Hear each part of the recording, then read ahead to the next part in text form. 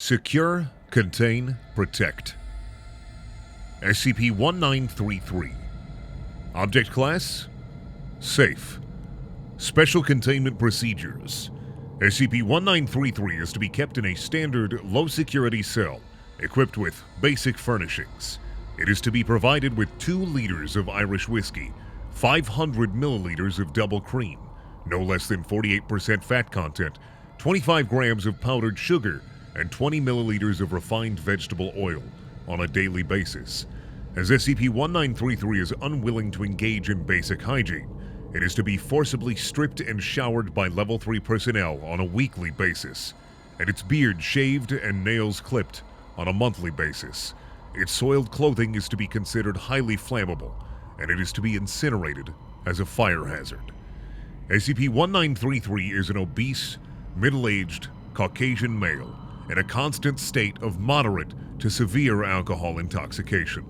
SCP-1933's bodily fluids, including both intracellular and extracellular fluids, consist entirely of a substance identical in composition to the alcoholic beverage known as Irish cream. This substance adequately fulfills the functions of the fluids it replaces in SCP-1933's tissues, despite the fact that it renders normal biochemical processes essential to life impossible. Foundation scientists have been unable to determine how it manages this.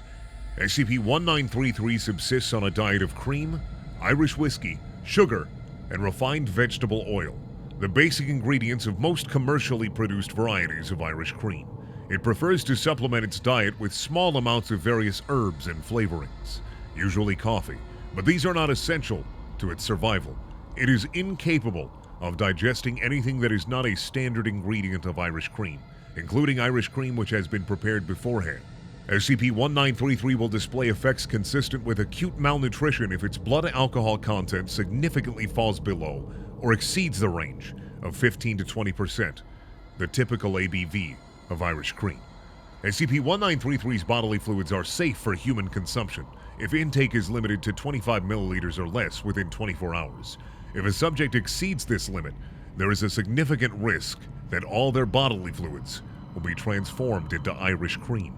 This substance does not fulfill the functions of the fluids it replaces, as it does in SCP-1933. As such, it is instantly fatal.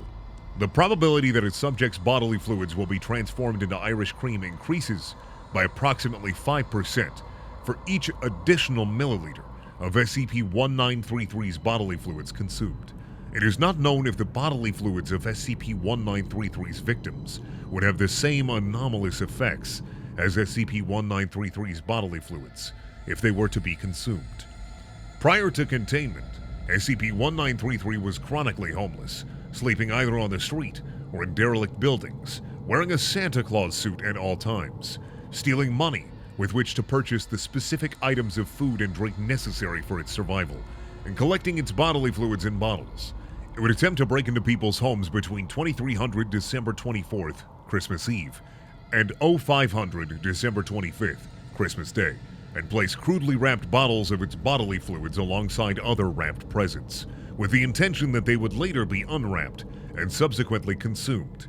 SCP-1933 claims that this activity was motivated by a benevolent desire to give people presents, and refuses to acknowledge that its bodily fluids are fatal if consumed in large quantities.